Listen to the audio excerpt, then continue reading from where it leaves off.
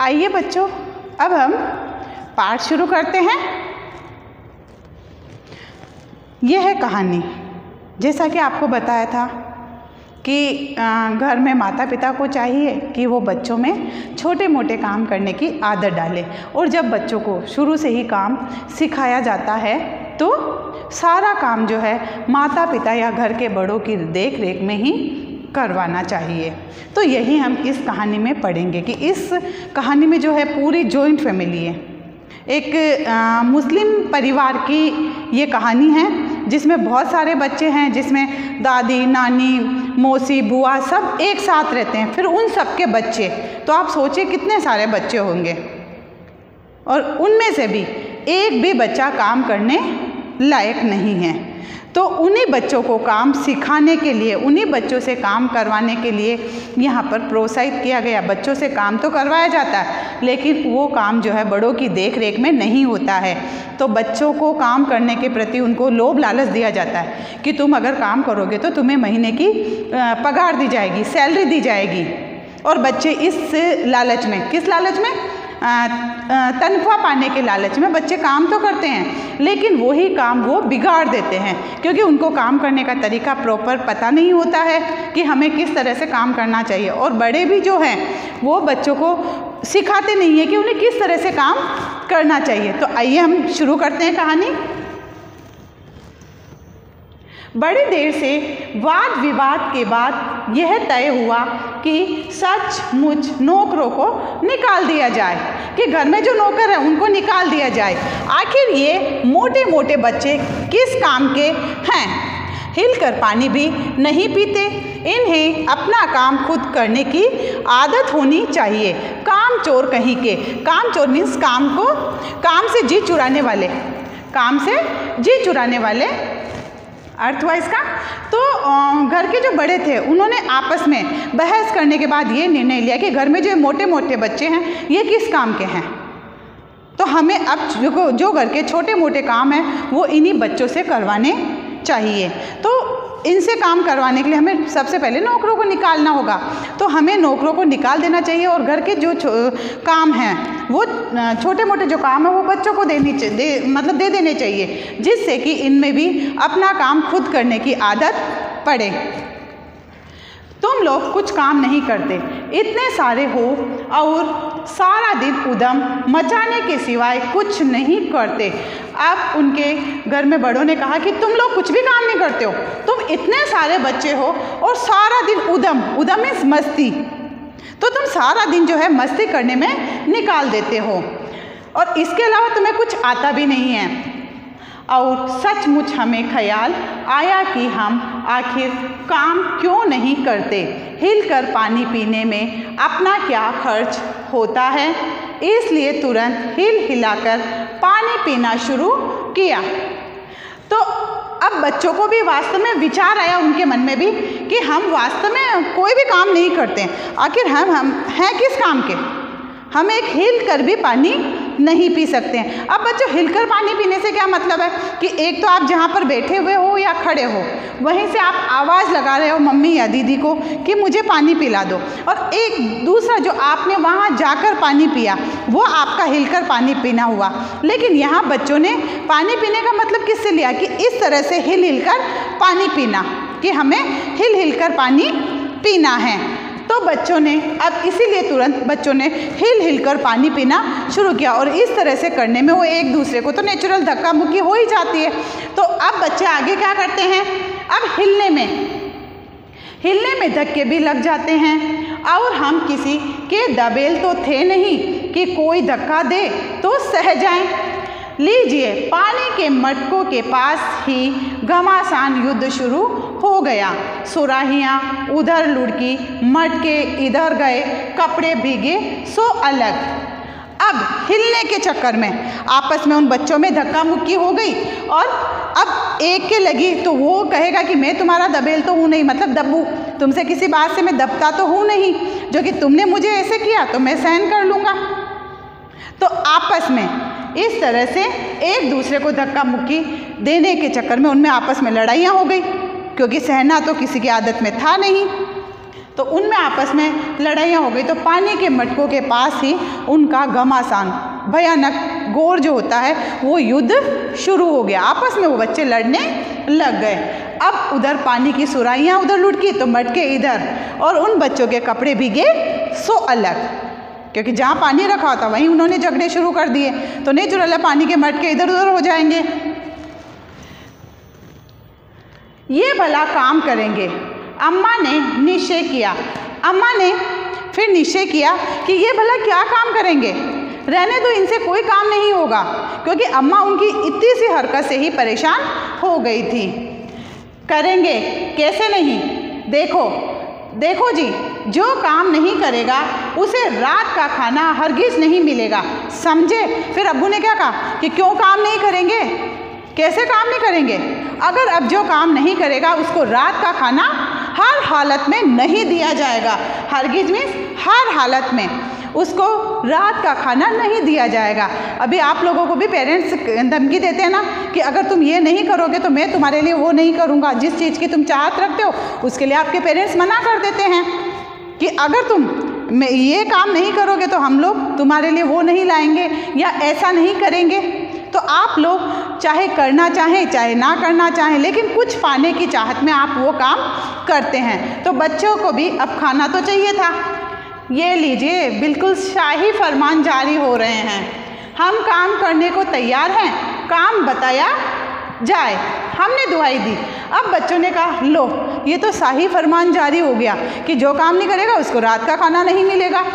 शाही फरमान, राजपत्र पर जो आदेश लिख दिए जाते हैं ना, वो सभी को मानने पड़ते हैं। अभी जैसे कलेक्टर है वो लिख देगा कि आपको कल की छुट्टी है विद्यालयों में या सभी सरकारी कार्यालयों में, तो हम लोगों को वो आदेश मानना पड़ता है, छुट्टी रखनी पड़ती है। तो वही जैसे कि एक तरह से राजपत्र पर जो आदेश लिख दिया जाता है वो आदेश हो गया शाही फरमान। तो बच्चों ने कहा कि लो, शाही फरमान जारी हो गया कि अब काम नहीं करेंगे तो रात का खाना नहीं दिया जाएगा। हम काम करने को तैयार हैं, काम बताया जाए। अब बच्चों ने क्या कहा कि हम अब काम करने को तैयार हैं और हमें काम बताया जाए। फिर उनको काम बताए। बहुत से काम हैं जो तुम कर सकते हो। मिसाल के लिए यह दरी कितनी मैली हो रही है, आंगन में कितना कूड़ा पड़ा है, पेड़ों में पानी देना है, और भाई मुफ्त में ये काम करवाए नहीं जाएंगे, तुम सबको तनख्वाह भी मिलेगी। अब्बा मियाँ ने कुछ काम बताए और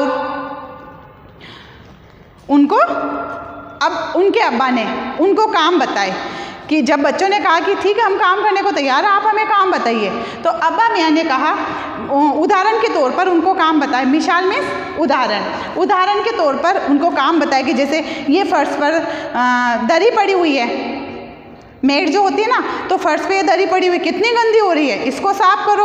आंगन में देखो कितना कूड़ा कचरा पड़ा हुआ, इसको साफ करो। पेड़ों में पानी देना है। और भाई ये सारे काम तुमसे फ्री में नहीं करवाए जाएंगे, मुफ्त में नहीं करवाए जाएंगे। काम करवाने के लिए तुम्हें तनख्वाह भी दी जाएगी। तनख्वाह मीन्स सैलरी, महीने की जो पगार होती है कि आप पूरे महीने जो काम करते हैं उसके बाद एक तारीख को आपको जो तनख्वाह मिलती है। आपके पापा जो सर्विस करते हैं, महीने में सैलरी मिलती है उनको कि कभी आपको फीस डिपॉजिट करवानी होती है तो आप क्या कहते हो कि अभी हमारे पापा की सैलरी नहीं आई है। तो वही सैलरी की यहाँ बात की जा रही है कि अगर तुम काम करोगे तो तुमसे फ्री में काम नहीं करवाया जाएगा, उसके बदले तुम्हें तनख्वाह दी जाएगी। अब्बा मियाँ ने इसी तरह से उनको और भी काम बताए।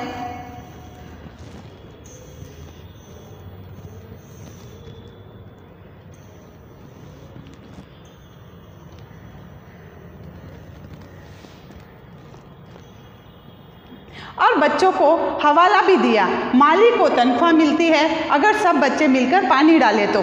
उन्होंने कहा कि माली को भी तनख्वाह मिलती है, यदि सभी बच्चे मिलकर पौधों में पानी देंगे तो उस तरह आपको भी तनख्वाह दी जाएगी।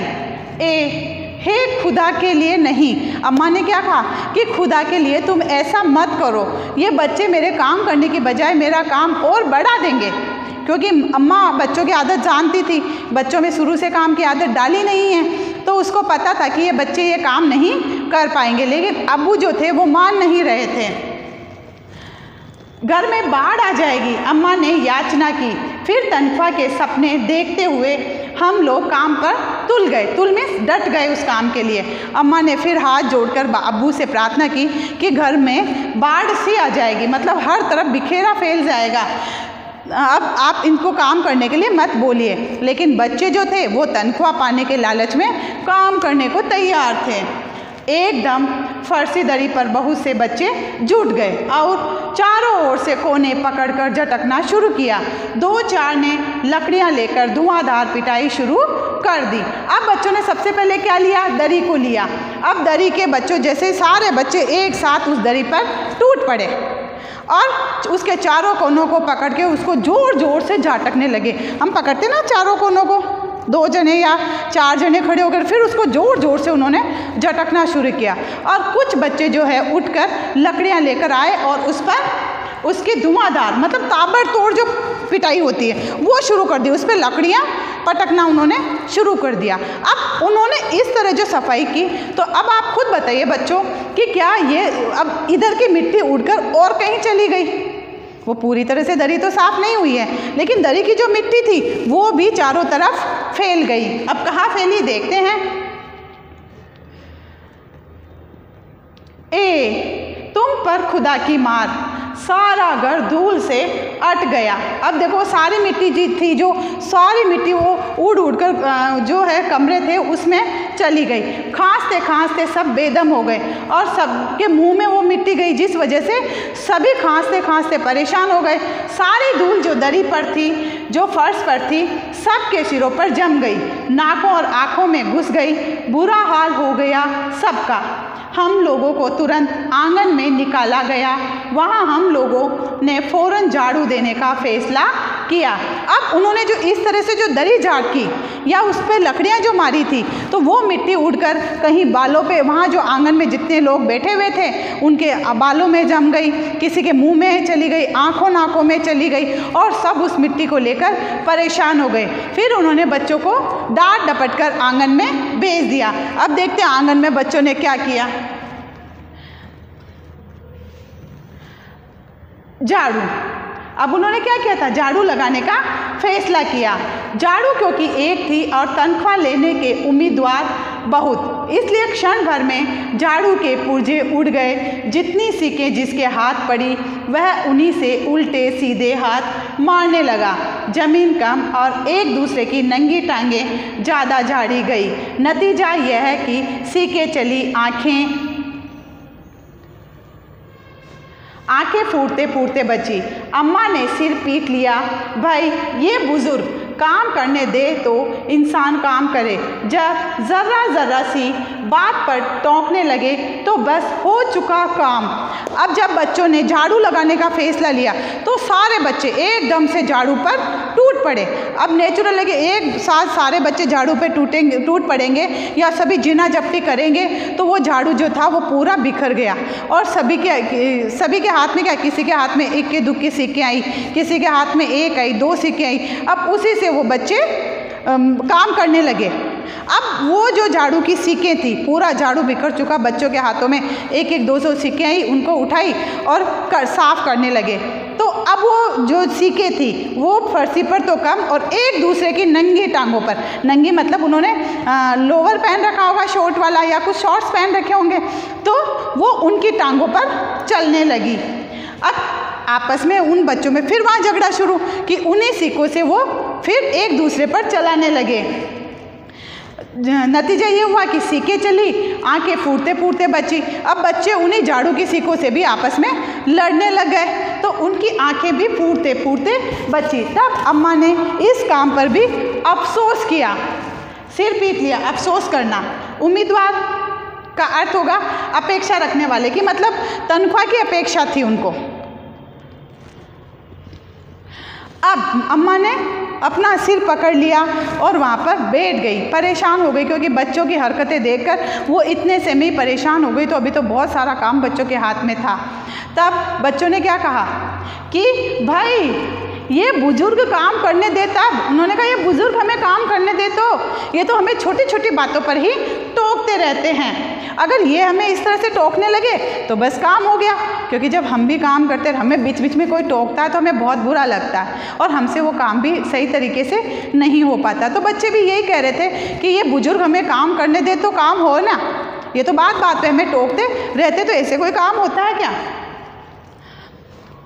अब बच्चों ने क्या सोचा, असल में झाड़ू देने से पहले ज़रा सा पानी छिड़क लेना चाहिए। बस यह ख्याल आते ही तुरंत दरी पर पानी छिड़का गया। एक तो वैसे ही धूल से अटी हुई थी, पानी पड़ते ही सारी धूल कीचड़ बन गई। अब बच्चों को लगा कि हमें ये मिट्टी साफ करने से पहले दरी पर पानी डाल देना चाहिए था, उससे क्या इतना सब जगह मिट्टी नहीं फैलती। और फिर बच्चे शुरू हुए उस दरी पर पानी डालने। एक तो वहाँ पर पहले से ही इतनी धूल थी और ऊपर से जैसे ही बच्चों ने पानी डाला वहाँ पर, तो वो सारी धूल जो थी वह कीचड़ में बदल गई और ज़्यादा गंदगी वहाँ पर फैल गई। अब सब आंगन से भी निकाले गए। अब इस तरह की हरकत करने के बाद उनको आंगन से भी निकाल दिया गया। अब उसके बाद उन्होंने क्या तय किया, तय हुआ कि पेड़ों को पानी दिया जाए। बस सारे घर की बाल्टियाँ, लोटे, तसले, भगोने, पतीलियाँ लूट ली गई। जिन्हें ये चीज़ें भी न मिली वे डोंगे, कटोरे और गिलास ही ले भागे। अब बच्चों ने तय किया कि पेड़ों को पानी दिया जाए।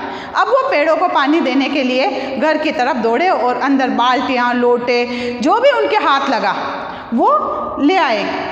तसले, भगोने, पतीलियाँ, आपस में वो बच्चे एक दूसरे से लूटने लगे और जिनके हाथ कुछ नहीं लगा वो भी डोंगे, कटोरे और गिलास लेकर पेड़ों को पानी देने के लिए दौड़ पड़े।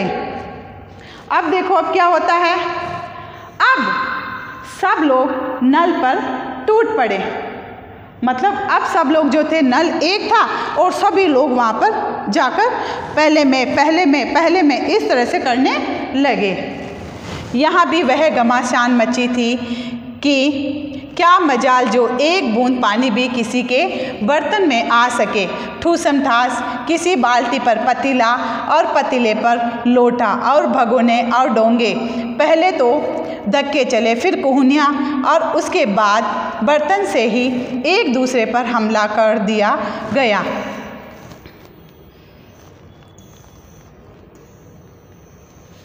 अब क्या हुआ, सब लोग जो थे वो नल पर टूट पड़े कि वहाँ पर जाकर पहले में करने के चक्कर में उनमें फिर वहाँ पर घमासान हो गया। अब किसी के क्या मजाल, मतलब किसी की क्या हिम्मत, मजाल में हिम्मत कि किसी के भी बर्तन में एक बूंद पानी भी आ सके, क्योंकि नल के नीचे वो लगाता तब वो कहता नहीं, पहले में वो उसका हटाता, पहले में उसके ऊपर वो डोंगे कटोरे लगा देते, पहले में। इस तरह से किसी के भी हाथ एक बूंद पानी नहीं लगी और वहाँ पर ठूसम ठास फिर से शुरू हो गई।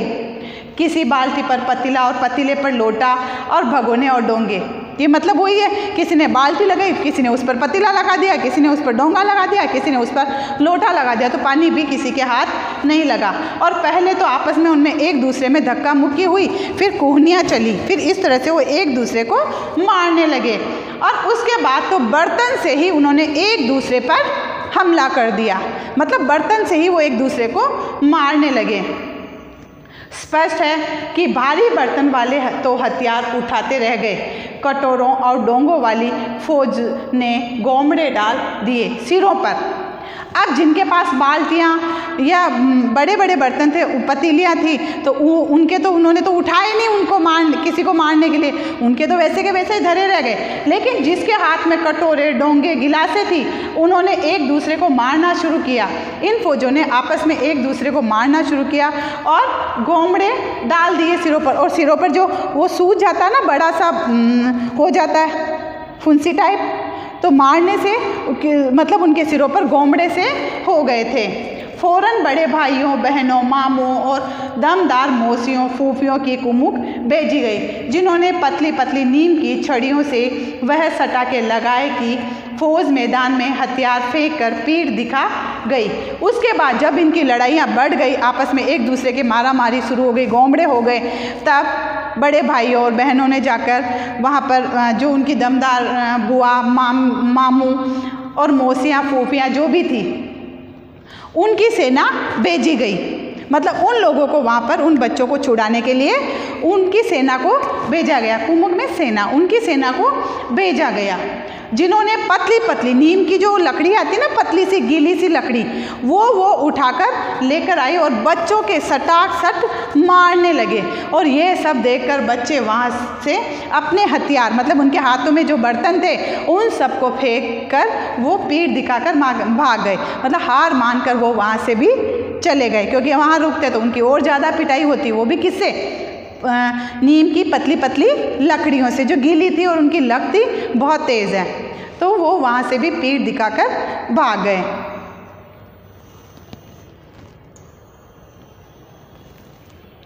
इस धींगा मुश्ती में कुछ बच्चे कीचड़ में लथपथ हो गए, जिन्हें नहलाकर कपड़े बदलवाने के लिए नौकरों की वर्तमान संख्या काफ़ी नहीं थी। पास के बंगलों से नौकर आए और 4 आना प्रति बच्चा के हिसाब से नहलाए गए। अब इस धींगा मस्ती में, मतलब इस छीना झपटी में सारे बच्चे कीचड़ में लथपथ हो गए थे। सभी बच्चे जो थे वो कीचड़ में भर गए थे, कोई गीला था, कोई कैसा था, तो सब उसी में हो गए थे। तो जो उनके घर में वर्तमान नौकर थे, बच्चे भी ज़्यादा थे और बच्चे भी इतने गंदे हो गए थे कि उनके घर में जो वर्तमान नौकर थे वो भी उन बच्चों को नहलाने के लिए कम पड़े। फिर पास वाले जो उनके बंगले थे, वहाँ के नौकरों को बुलाया गया और उन नौकरों ने एक बच्चे को नहलाने के 4 आना पैसे लिए। प्रति बच्चे पर 4 आना पैसों के हिसाब से उनको पैसे दिए गए थे। तो अब बताइए कि इस काम के चक्कर में बच्चों ने कितना घर वालों का नुकसान किया। हम लोग कायल हो गए कि सचमुच ये सफाई का काम अपने बस की बात नहीं और न पेड़ों की देखभाल हमसे हो सकती है। कम से कम मुर्गियों को ही बंद कर दे। अब बच्चों ने कहा कि बच्चे जो थे, अब वो बच्चे जो है अपनी गलती मान ली उन्होंने कि हम लोगों से साफ़ सफाई का काम तो नहीं हो सकता है, ना तो हमसे सफाई का काम हमारे बस की बात है, ना पेड़ों की देखभाल हमारे बस की बात है। तो फिर उनकी नज़र एकाएक मुर्गियों पर गई, तो उन्होंने कहा क्यों ना मुर्गियों को ही इनके दड़बे में हम बंद कर दें। अब देखिए बच्चों ने आगे क्या किया। बस शाम ही से जो बाँस छड़ी हाथ पड़ी लेकर मुर्गियां हाँकने लगे, चल दड़बे चल दड़बे। पर साहब मुर्गियों को भी किसी ने हमारे विरुद्ध भड़का रखा था। अब जैसे ही शाम हुई, विरुद्ध मतलब खिलाफ, भड़काना मतलब उनके लिए उनको मतलब सिखा दिया था उन बच्चों के लिए। तो जैसे ही शाम हुई, बच्चों ने बाँस की छड़ी हाथ में ली और लेकर मुर्गियों के पीछे वो चलने लगे, चल दड़बे में चल दड़बे में, इस तरह से वो करने लगे। लेकिन साहब मुर्गियां भी जो थी वो दड़बे में जाने को